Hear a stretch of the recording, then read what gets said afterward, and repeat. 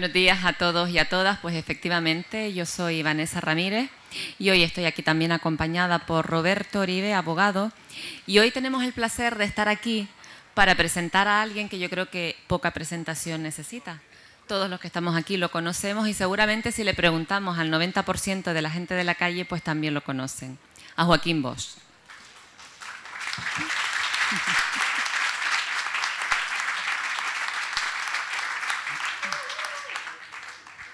Joaquín Bosch es magistrado del Juzgado de Primera Instancia e Instrucción de Moncada. También ha sido docente de otros magistrados, ha sido investigador, ex portavoz de la Asociación de Jueces y Juezas por la Democracia. Y también lo conocemos porque en los medios de comunicación, cada vez que alguno tiene duda, pues tenemos la suerte que acude a él y todas las dudas nos quedan completamente solventadas. Joaquín Bosch ya estuvo aquí en otra ocasión, creo que por el año 2018 en la feria, presentando en aquel momento otro libro en el que era coautor junto a Ignacio Escolar, director del diario, El secuestro de la justicia. Y creo que fue ahí, ¿verdad, Joaquín?, donde nos conocimos personalmente. Hay una foto que inmortalizó ese momento. Y además creo que él refleja algo que yo personalmente he podido comprobar y es la calidad, la enorme calidad humana que tiene este hombre. Pero bueno, hoy estamos aquí para presentar La patria en la cartera. La patria en la cartera, en mi opinión, es un libro de análisis. Y es un libro de análisis basado en datos y informes, todo justificado.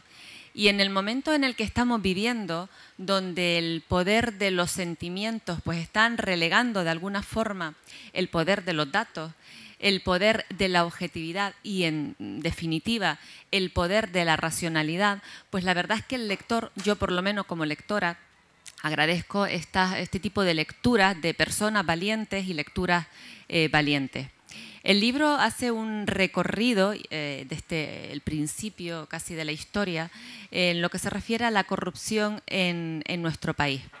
En el libro vamos a encontrar pues todo tipo de relatos, historia de España, historia contemporánea, internacional, política, estrategias políticas, derecho, con un lenguaje muy accesible para todos, que nos va a hacer entender de forma muy dinámica la historia que tenemos en nuestro país y el momento en el que estamos viviendo. Yo, antes de darle la palabra a Joaquín, si me permiten, voy a sacar la chuleta, voy a leer una frase del libro que creo que resumen muy bien, creo que la intencionalidad del autor, que por cierto no da ninguna opinión personal, todos son, como he dicho antes, datos. Voy a leerla. Y dice así: las reglas del juego fueron impuestas por los dirigentes del posfranquismo que controlaban todos los aparatos estatales, la única televisión existente y los medios económicos para ir a una confrontación electoral.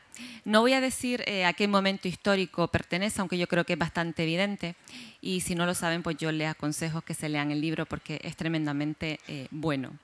Y ya sin más, pues Joaquín, ya te paso la palabra a ti, que eres el protagonista.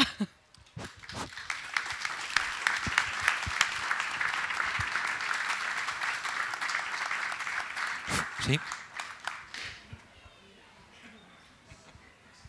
¿Sí? Bueno, me voy a poner de pie porque así veo mejor. Veo mejor a la gente. Muy buenos días a todas y a todos. Es un gran placer estar aquí y un honor en la Feria del Libro de Las Palmas. Y además con las carpas llenas, con tanta gente, como un síntoma realmente muy bonito de normalidad, ¿no? De que los efectos de la pandemia ya van quedando atrás y podemos reunirnos otra vez aquí, compartir reflexiones, charlar e intentar, en la medida de lo posible, mejorar nuestra sociedad. Muchísimas gracias a Jorge Balbás, director de la feria, por su amable invitación a estar aquí. También a Roberto Oribe por todas las aportaciones a que este acto haya podido ser el que es y también en la propia dinámica de la presentación del libro. Y muy especialmente a Vanessa Ramírez, que fue la persona que vio que este acto podía ser viable, que a pesar de las dificultades de agenda y de todo tipo que tenía, me convenció de que era muy positivo que estuviera aquí, y la verdad es que le agradezco infinitamente que haya sido posible el acto y que me convenciera, ¿no? Que me convenciera para poder venir. El libro es un libro efectivamente sobre la corrupción, que no es un tema de salida, digamos, como atractivo. Hay cosas seguramente más atractivas o que despiertan más sonrisas o determinados efectos. Pero al mismo tiempo yo creo que es un tema del que es necesario hablar. Yo he intentado hablar lo mejor que he podido, lo mejor que he sabido, pero yo creo que es un tema central. Y es tan central que por eso precisamente se busca desde determinados ámbitos que no se conozcan cosas sobre los efectos de la corrupción, sobre los problemas y sobre todo sobre sus soluciones. Y sobre la corrupción no se puede ser diplomático. No se puede ir, como digo en el libro, con medias tintas y por tanto hay que atacar el problema sin pedir permiso ni perdón. Precisamente porque la corrupción tiene muchos beneficiarios y además son beneficiarios muy poderosos. No hay ningún corrupto, ningún beneficiario que sea una persona marginal, excluida socialmente, en la periferia de la sociedad. Casi todos están en espacios centrales de mucho poder y obviamente con intereses en que las dinámicas que provocan la corrupción sigan existiendo en nuestro país. Yo llegué al problema de la corrupción por acceso casi directo, digamos, ¿no? Por mi trabajo profesional. Yo soy juez de instrucción en Valencia y allá donde pasaba, pues me tocaba imputar a alcaldes, concejales, y yo digo, ¿esto qué es? ¿No? Y cambiaba de destino y lo mismo, y otro, y lo mismo. Digo, y esto no es normal.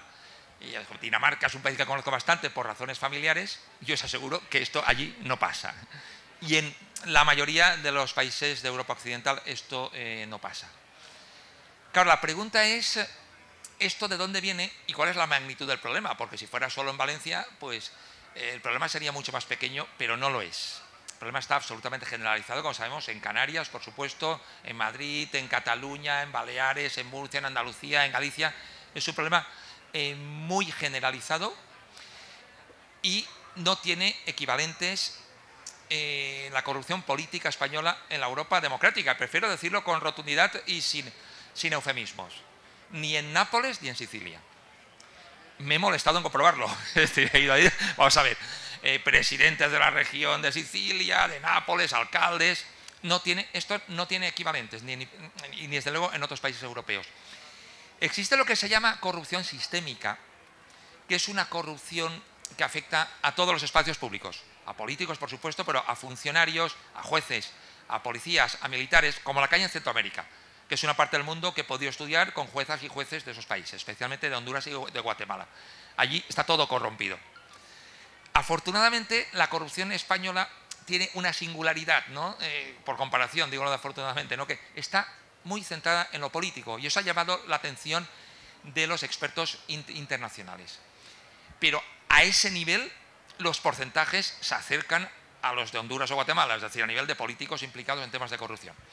Aquí hemos tenido condenados en prisión provisional o encausados en muchas comunidades autónomas al presidente de la comunidad, a consejeros autonómicos, presidentes de diputaciones y cabildos, alcaldes, concejales, a unos niveles realmente tremendos, realmente unos niveles altísimos. Claro, y esto es un problema muy grave. La pregunta que me planteé en su momento, claro, ¿y esto de dónde viene? Efectivamente, no me convenció aquello de las 4 manzanas podridas, porque por mera observación empírica son más de 40, son más de 400 y más de 4.000. Estamos hablando de cifras de cierta entidad. Y hay una explicación habitual que yo creo que todas y todos hemos pasado por ahí, que es la explicación genética, ¿no? Por decirlo de alguna manera. Hay como un gen hispano, es una cosa biológica, la picaresca y el lazarillo. Yo creo que todos hemos acabado pensando cosas de este tipo. Pero después de dedicar muchísimas horas de estudio al problema, os puedo asegurar que no. Un respeto a la novela picaresca y al Lazarillo de Tormes, por favor, un respeto. Lázaro de Tormes, una figura literaria, pero que seguro que coincidía con muchas reales de la época, era un huérfano que lo único que intentaba era sobrevivir en condiciones muy difíciles. La palabra hambre, yo creo que es la que más se repite en el Lazarillo de Tormes. Una persona marginal, en la periferia del sistema, que se buscaba la vida como podía. No hay la más mínima conexión en cuanto a su perfil entre Lázaro de Tormes y Iñaki Urdangarín, Luis Roldán o Luis Bárcenas. O sea, seguro que ninguna.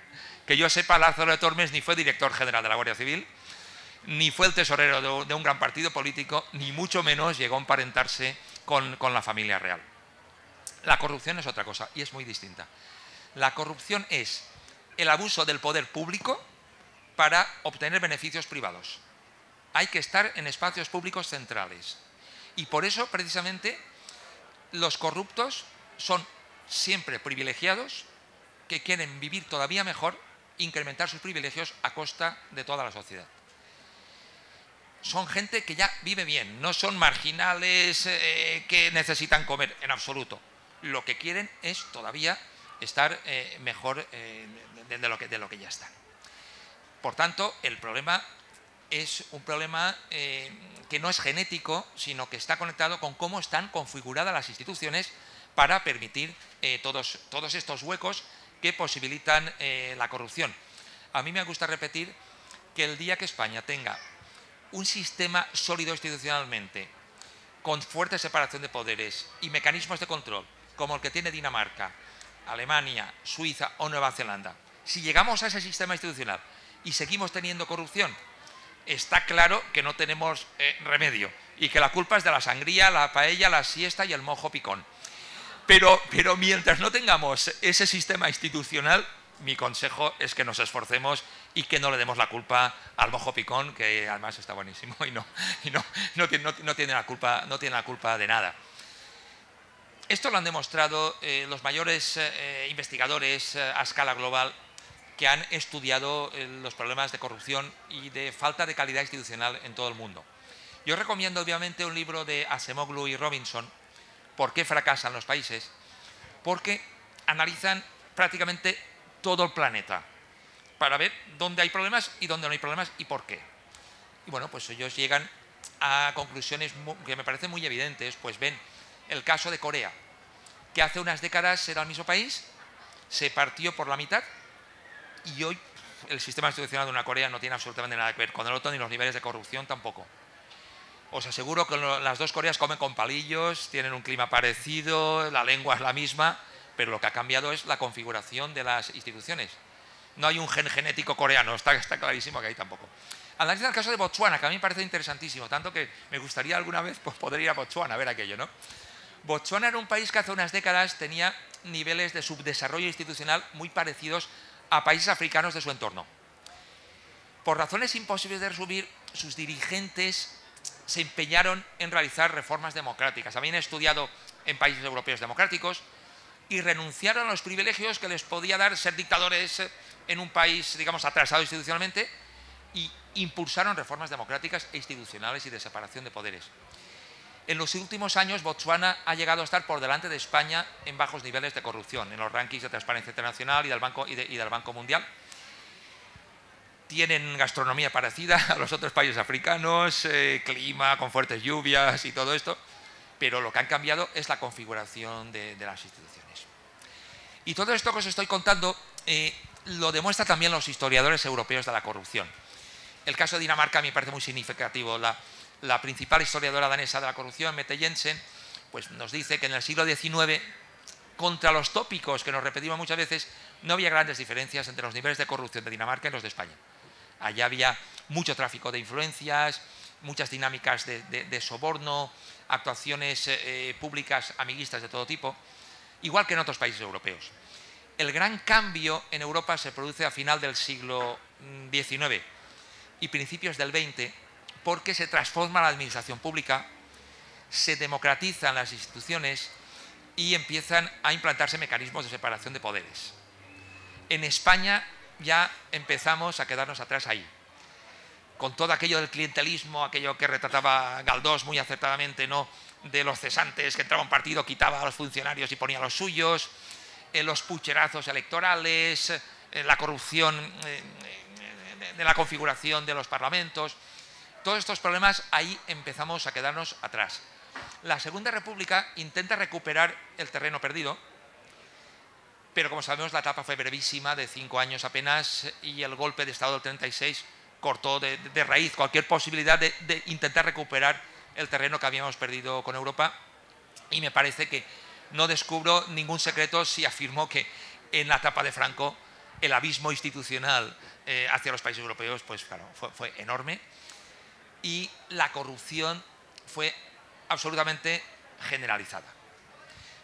Tampoco puede sorprendernos porque, como también nos recuerdan Acemoglu y Robinson, que la corrupción esté en las dictaduras es casi como una tautología, forma parte de la corrupción, es un elemento habitual de las dictaduras.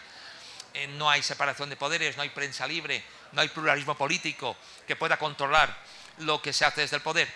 Y la de Franco no fue una excepción, sino todo lo contrario, por la larguísima duración de la dictadura, que todavía acabó consolidando todas las prácticas clientelares y corruptas que se implantaron en el régimen.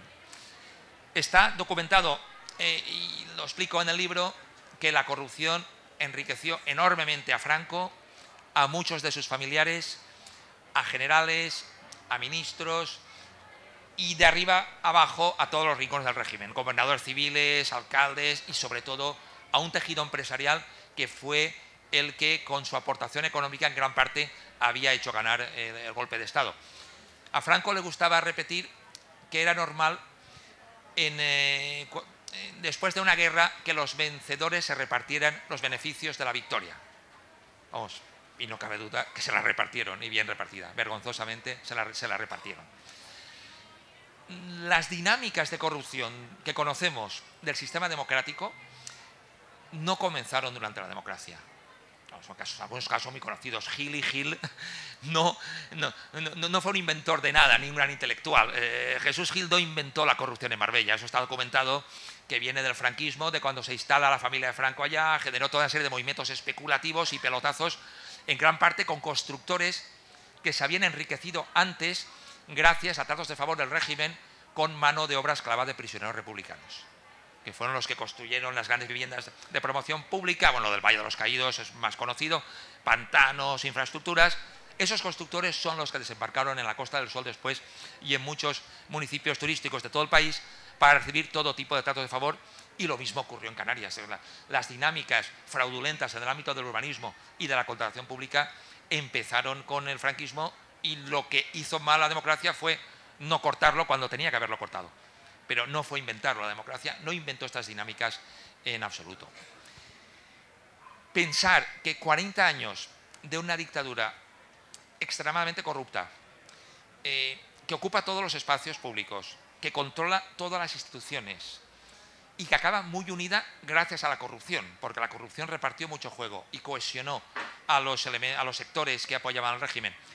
Pensar que muere Franco y al día siguiente todo el país y todo su organismo son honestos, honrados y como si no hubiera pasado nada. Mira, pelillos a la mar, 40 años de dictadura, pero borrón y cuenta nueva. Pues esto es evidente que no podía ser tan sencillo, y mi impresión es que, como intento explicar en el libro, las circunstancias de la transición tampoco facilitaron que hubiera una clara ruptura con los efectos de ese pasado. El régimen había llegado muy fuerte hasta el final. El dictador, de hecho, murió de muerte natural, no fue derrocado, gracias a la represión durante 40 años y también a fenómenos como la corrupción, que repartieron juego y unificaron bastante a las familias políticas y económicas del régimen. Y esto provocó continuidades muy importantes. No hubo ruptura. La mitad de los últimos 50 ministros de Franco siguieron en política en democracia. La otra mitad pasó a los consejos de administración de las principales empresas del país. Podemos pensar que se tenían que recolocar, pero en 1992 se crea el IBEX, el Índice Bursátil Español. En las 22 principales grandes empresas de España había 35 altos cargos políticos del franquismo. Parece que la gran empresa recibió con los brazos abiertos y muy abiertos a los dirigentes de la dictadura. El primer Parlamento democrático, el de 1977, tenía 110 parlamentarios que habían sido ministros y procuradores en Cortes y altos cargos políticos del franquismo. 110 no son 2 o 3, son bastantes. El movimiento nacional fue disuelto durante la transición. Los sindicatos verticales del franquismo fueron disueltos. Tenían decenas de miles de trabajadores dentro de las redes clientelares, no del régimen, decenas de miles. se convirtieron en funcionarios públicos sin ninguna oposición. Claro, toda esa cultura política del franquismo, tan vinculada a la corrupción y a los manejos económicos, era muy difícil que no continuara en democracia con esas dinámicas y la manera en la que se plantearon. Mi opinión es que la oposición antifranquista lo tuvo muy difícil para hacerlo de otro modo. Seguro que se cometieron errores en una etapa muy compleja, la de la transición. Se tenía que montar muy rápidamente un sistema democrático en un proceso que fue pilotado por los dirigentes del franquismo en su fase inicial, y además hubo tremendos elementos de represión contra la oposición antifranquista. Ese periodo idílico que se nos ha presentado, donde todo fue en paz, todos renunciaron por el bien del país, no se corresponde con datos objetivos. Hubo cerca de 250 personas asesinadas durante la transición por la policía o por bandas de extrema derecha amparadas por los aparatos del régimen. Hay casos más conocidos, los abogados de Atocha, los sucesos de Vitoria, pero 250 personas son 50 al año, una a la semana. Es decir, que en cualquier momento sabías que si te enfrentabas al régimen te podía tocar. Hubo muchos intentos de golpes de Estado durante la transición y el 23F demostró que no era ninguna broma. ¿Cuánta gente se atrevió a salir a la calle a defender la democracia el 23F? Algunos hicieron lo que pudieron, por supuesto, pero que el clima no era un clima real de libertad donde uno podía decir todo lo que quería y no le pasaba nada. Digamos que era una etapa especialmente compleja y se llegó hasta donde se llegó, y algunas cosas es evidente que se quedaron por el camino. Era muy difícil negociar con dirigentes que venían de la dictadura y decir, mira, vamos a montar una democracia, pero yo pongo sobre la mesa las gravísimas violaciones de derechos humanos que se han cometido durante la dictadura y tú vas a la cárcel al día siguiente de que firmemos la democracia. Claro, impensable que aquello pudiera pasar. Y lo mismo ocurrió con la corrupción. Era muy difícil decir, yo pacto contigo un sistema democrático y te meto en la cárcel por todas las prácticas corruptas del régimen. Y como eso no podía pasar, pues en ese contexto concreto pues no pasó. Y el problema de la corrupción de la dictadura se afrontó ignorándolo, es decir, no se habló del tema. Se miró hacia otro lado, se miró otras cosas, pero cuestiones como los crímenes del franquismo, como las fosas comunes, como la corrupción, simplemente aquello no se puso sobre la mesa para hablar y tomar decisiones sobre ello. Mi posición es que en aquel contexto era muy difícil que las cosas hubieran sido de otra manera. Quizás podían haberlo sido, pero yo creo que era difícil, no era fácil, con un régimen que había llegado hasta el final con esa fortaleza, por el apoyo internacional, por la represión, por la unidad económica de los sectores empresariales que apoyaban al régimen. Pero claro, yo creo que debemos ser más duros, más exigentes con los dirigentes democráticos que vinieron después, que ya no tenían la amenaza de ningún golpe de Estado, que ya no tenían compañeros y compañeras en las cárceles a los que había que sacar, que ya tenían, digamos, libertad real para configurar las instituciones del país de otra manera. Creo que debemos ser más duros. Entonces, claro, la pregunta es, voy a intentar no pasarme del tiempo que me había planteado, ¿por qué en los años siguientes no se configuraron las instituciones para que no siguieran permitiendo que se produjeran las prácticas corruptas? Como sabemos, una continuidad absoluta. En el libro reflejo toda una serie de casos, los casos de la recogida de basuras en ayuntamientos democráticos que siguieron prácticas que ya se producían en el franquismo, bueno, casos muy conocidos, el caso Roldán, el caso Juan Guerra, el caso Rubio, son casos que estallaron en los 90, pero vienen de los 80, los hechos son de los 80, como muchísimas causas de corrupción de los 80 que seguían dinámicas en el ámbito urbanístico, en el ámbito de la contratación, seguían dinámicas del franquismo. Ahí también recomendaría una obra que me parece importantísima, que es Corrupción y política, los costes de la democracia, de Javier Pradera. Javier Pradera era editorialista del País y jefe de opinión. Era un tipo moderado, socialdemócrata, que en gran parte participó de los grandes acuerdos en algunos ámbitos o de las grandes generaciones de opinión, pero un hombre observador, de eso no cabe ninguna duda, ¿no? Y además miraba desde un espacio privilegiado. Él lo que decía es que se sabía absolutamente toda la corrupción de los cargos del régimen, pero que en aquella época no se podía hablar de eso si queríamos una democracia. Digo, si queríamos democracia, se tenía que callar. Será más discutible o no, pero eso es lo que decía Pradera y quizá algo de razón tiene, ¿no? Entonces se priorizaron otras cosas y como se priorizó aquello, pues tuvimos la continuidad de la corrupción que venía de la dictadura.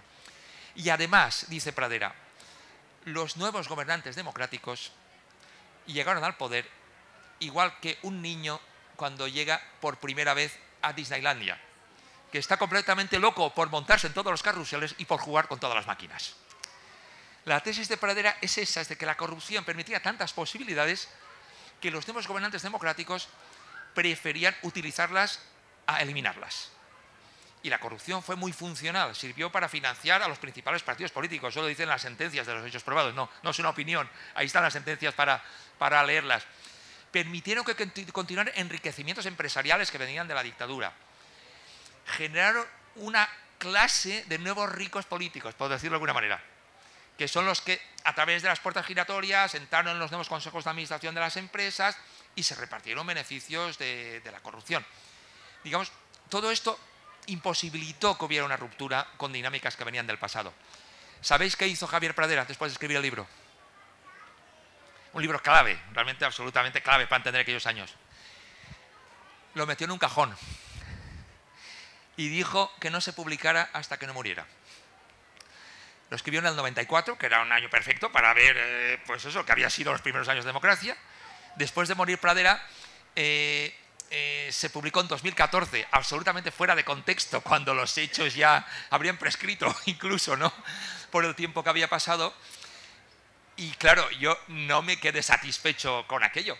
Y digo, pero ¿esto qué es, no? Entonces indagué con periodistas muy cercanos a Pradera y con la familia que conozco de Pradera. Digo, ya, ¿por qué metió el libro en el cajón? Un libro tan clarividente.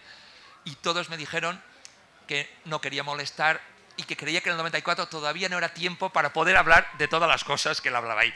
Es decir, que con la metida en el cajón del libro, Pradera demostraba que era cierto todo lo que decía. Es decir, que durante la transición y los primeros años de democracia, algunos temas eran intocables y era imposible poder cuestionarlos. A partir de ahí ya sabemos cómo continuó la película en el siglo XXI, con la entrada en el euro, todo el dinero negro que afloró, el desmadre urbanístico donde todo el país se convirtió en urbanizable por la legislación de Aznar, el crédito irresponsable también que prestaron los bancos para todo tipo de proyectos inviables y megalómanos que hemos tenido que acabar pagando todas y todos con el rescate bancario, y una situación, como comentaba, que no tiene equivalentes en cuanto a corrupción política, y esa es la particularidad española, que viene de los efectos del franquismo y de determinadas particularidades del sistema de partidos que se creó en la transición. Y acabo ya de manera telegráfica, aunque en el libro lo tenéis obviamente todo explicado de forma más amplia, con algunas medidas que yo creo que son imprescindibles, especialmente en el ámbito de la prevención, que es el más importante. Hay una regla general como respuesta a la corrupción, y es que a precio de mercado no puede haber corrupción. Para que haya corrupción tiene que haber sobrecoste, para que se repartan la propina fraudulenta entre el político corrupto y el empresario corrupto. Por tanto, cuando veamos que hay sobrecostes injustificados, hay que meter la lupa para ver qué está pasando. El Tribunal de Cuentas Europeo, remarco lo de europeo porque que yo sepa, el Tribunal de Cuentas español no ha detectado ningún caso de corrupción en toda su historia. Parece que los europeos se lo toman más en serio, o no sé, o tienen más medios, o son más listos, no lo sé. Detectó que las autopistas españolas, en igualdad de condiciones por metro cuadrado, costaban el doble que las alemanas. Entonces decía, claro, esto no puede ser. Ellos hacían unos razonamientos matemáticos, el coste de vida, los salarios. Y de manera diplomática, porque estos europeos a veces pues no son tan brutos como nosotros, dicen, quizás es porque el sistema de contratación en España permite una serie de artilugios administrativos de modificar los contratos al alza, por decir una serie de cosas que en el fondo entre líneas está claro qué es lo que está diciendo. Y esto pasa en muchísimas dinámicas de contratación pública de este país. Por tanto, necesitamos una legislación administrativa que asegure que se contrata de verdad a precio de mercado y no como estamos viendo estos días con los escándalos de las mascarillas, que estamos comprando material sanitario que cuadruplica, quintuplica el coste de mercado del precio de estos suministros. Es importante reforzar la independencia y la imparcialidad de los altos cargos de la administración. Es fundamental generar mecanismos de transparencia en las instituciones para que tengan las paredes de cristal, generar infraestructuras éticas. Es importante que los partidos sean más democráticos a nivel interno para que haya más control y sepamos mejor cómo se gasta el dinero. Es también esencial que existan mecanismos más sólidos de separación de poderes sin tantas injerencias partidistas en la justicia. Y acabo con una reflexión sobre el enorme daño que provoca la corrupción a toda la sociedad, a todas y a todos, a nosotras y a nosotros. En nuestra vida diaria la corrupción nos afecta mucho más de lo que creemos.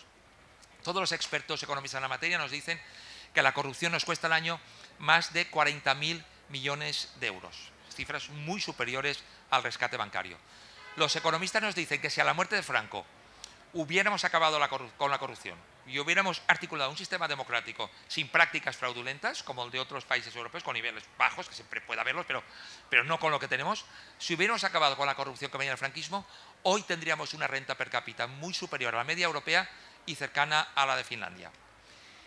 El impacto que tiene la corrupción es importantísimo y nos demuestra que los países que tienen niveles más bajos de corrupción, que siempre son los mismos en los rankings internacionales, los he citado: Dinamarca, Alemania, Suecia, Suiza, Nueva Zelanda, son países que al mismo tiempo que tienen poca corrupción tienen niveles de vida muy altos, han conseguido suprimir las bolsas de pobreza y tienen servicios públicos muy desarrollados. Han logrado poner todo el potencial económico del país al servicio del bien común sin permitir que determinados cargos públicos y en tramas empresariales indecentes se apropien de la riqueza de toda la sociedad. Por eso insisto en que el coste de la corrupción nos hace mucho más pobres y que además es tremendamente antisocial, porque el Estado social consiste precisamente en que redistribuye la renta de los sectores más privilegiados a aquellos que tienen menos. Es una concepción justa de la economía y de la sociedad. La corrupción hace todo lo contrario. Extrae a través de élites extractivas la renta de los sectores sociales más desfavorecidos para enriquecer más a quienes más tienen todavía. Por tanto, nos jugamos bastante en actuar contra la corrupción y por eso en todos los actos yo intento acabar lanzando un mensaje de empoderamiento a la ciudadanía. Yo creo que hemos de reaccionar, hemos de implicarnos. Alguien escribió con toda la razón que el cargo más importante en una democracia es el de ciudadano o ciudadana. Sin ese cargo no hay democracia. Con súbditos no hay democracia.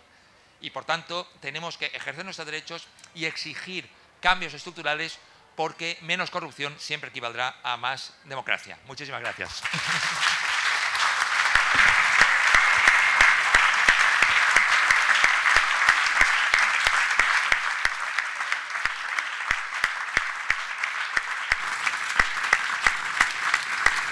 Muchísimas gracias, Joaquín, Vanessa, Roberto. El autor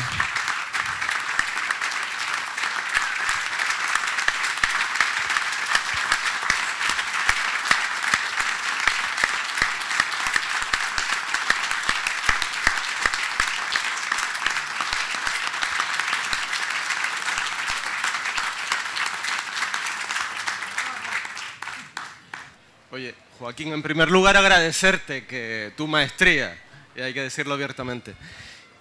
Yo te iba a preguntar, ¿qué importancia tiene la figura de la inviolabilidad y el aforamiento para amparar la corrupción en el Estado español? Bueno, en el libro intento explicar, porque efectivamente, si nos fijamos, todas las dinámicas institucionales que podían favorecer la corrupción, si se aplicaban en un sentido concreto, se han aplicado en ese sentido concreto. Es lo discutible, que todo nuestro sistema institucional se ha configurado de una manera que posibilita, incluso a veces facilita bastante la corrupción. El caso de los aforamientos, por ejemplo, es un caso realmente llamativo. Son de estas cosas que nos diferencian con otros países. Esto de que hay aforamientos, como máximo en otros países es el jefe del Estado o el presidente del gobierno, como máximo los ministros. Pero claro, aquí están aforados todos los diputados, todos los senadores, todos los parlamentarios autonómicos, los presidentes y consejeros autonómicos. Y estar aforado significa que te juzga un tribunal que no es el que le hubiera tocado a cualquier otro ciudadano en las mismas circunstancias. Claro, los políticos, ¿por qué no quieren que les juzgue, digamos, el juez o la jueza que les tocaría? Tenemos como tribunales especiales para políticos, es que es así. ¿Y qué efecto provoca esto?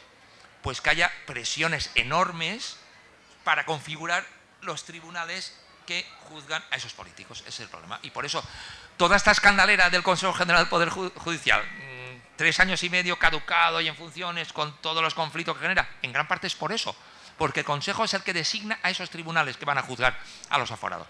Y claro, esto luego genera problemas, y pondría un ejemplo entre muchísimos.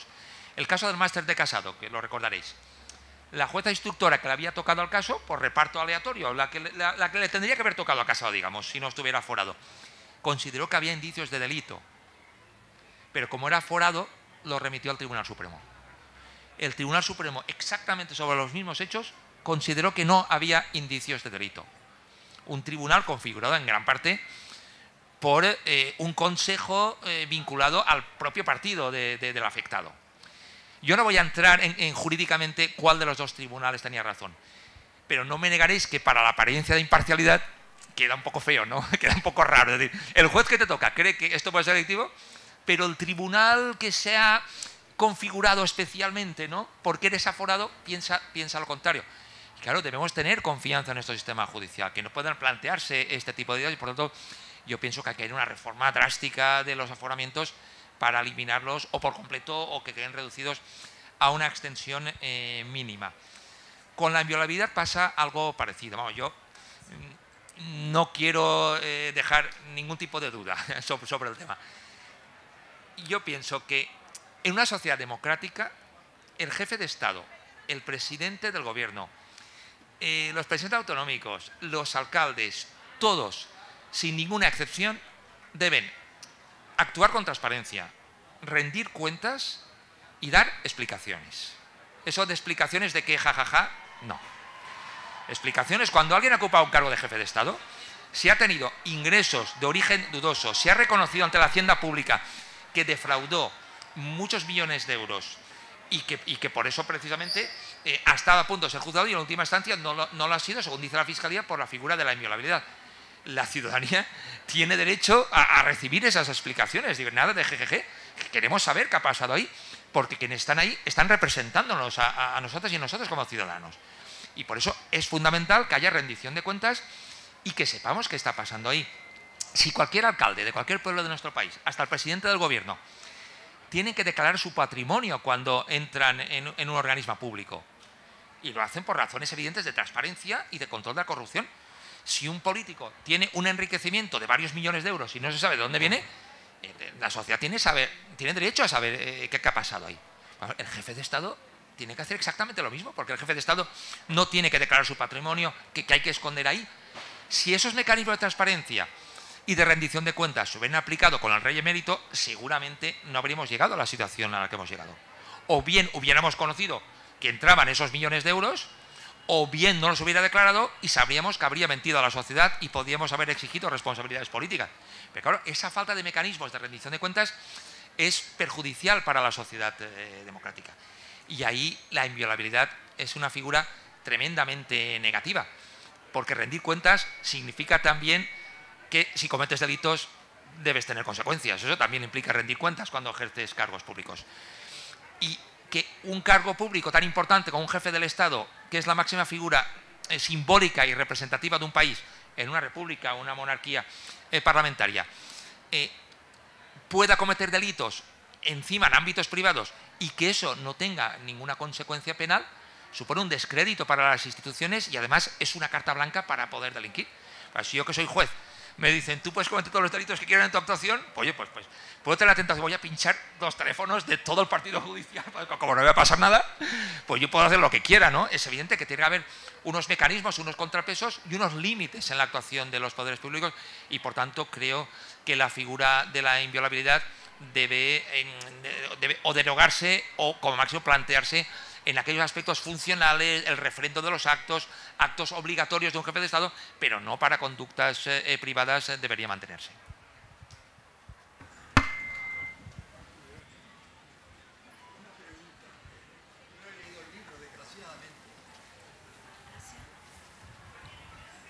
No he leído el libro y me pregunto si tratas ahí el caso Matesa.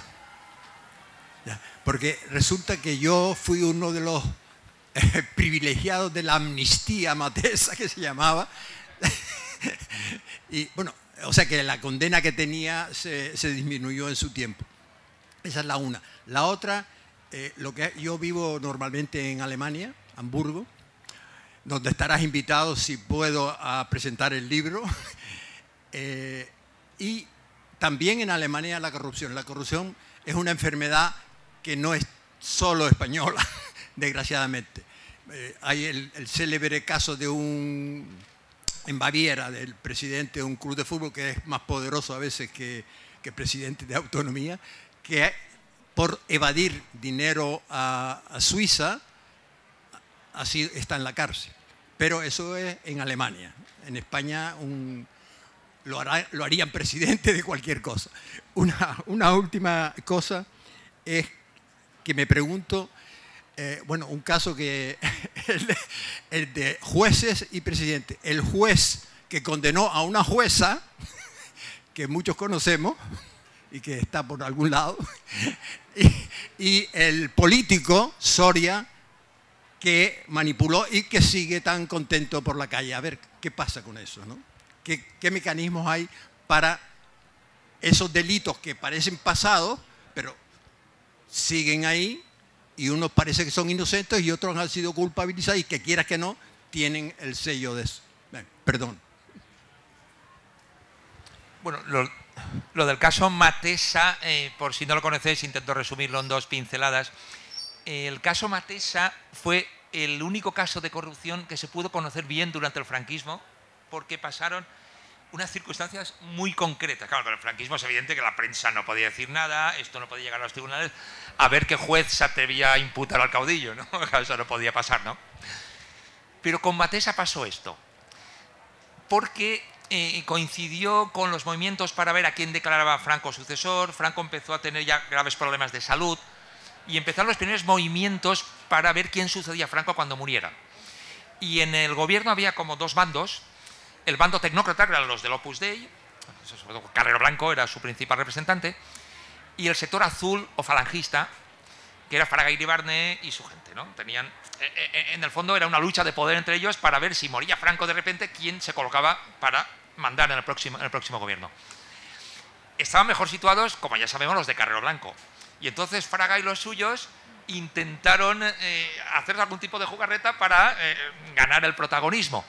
Y entonces destaparon el caso de un empresario vinculado al Opus Dei. Los tecnócratas eran gente, muchos de ellos vinculados al Opus Dei, que había recibido muchísimos millones de pesetas para un telar industrial sin justificación, que habían desaparecido. Habían desaparecido, no se sabe dónde acabaron ese dinero, ¿no? ¿Qué pasó? Que empezaron a airear el tema, y como Fraga era el ministro de Información, controlaban los periódicos del régimen y los periódicos que no eran del régimen. Empezaron a salir todo tipo de informaciones, con lo cual ese caso se pudo documentar y se pudo saber.